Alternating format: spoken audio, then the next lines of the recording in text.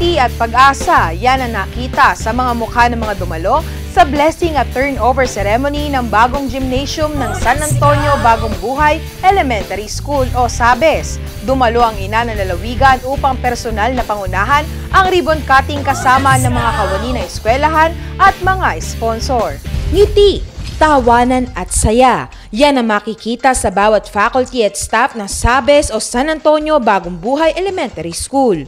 Ang dating open space kung saan ginaganap ang kanilang mga aktibidad ay isang bagong gymnasium na. 2 barangay ang makikinabang sa gymnasium na ito. Ang Barangay San Antonio at Bagong Buhay.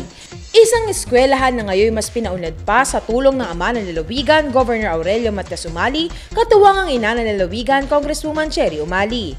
Ang bawat haligay sumisimbolo sa pag-ibig, pagiging matapat, kapayapaan at marami pang iba. Higit 6 na raang mag-aaral ang ngayon nakalayo na sa init ng araw tuwing may gaganaping aktibidad sa kanilang gymnasium. Ito pong binigay na gymnasium na ito ng ating mahal na Gobernador Umali at Congresswoman Cherry Umali ay napakalaking tulong po yan sa mga mag-aaral.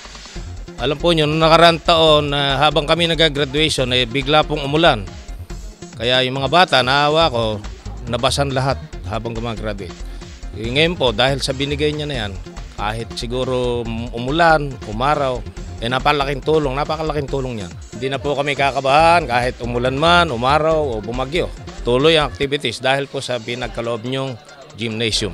Sa misang ginanap para sa bagong gymnasium, ang pasasalamat sa bukal na pusong pagtulong ang naging tampok. Hindi maikakailang ang gymnasium na ito ay isang hakbang tungo sa pagunlad ng San Antonio Bagong Buhay Elementary School. Congresswoman Cherry, bukod po sa napakaganda nyo, napakabusilak po ng inyong puso, mahal na mahal namin po kayo at sana po ipagpatuloy nyo ang inyong magandang ginagawa sa inyong nasasakupan.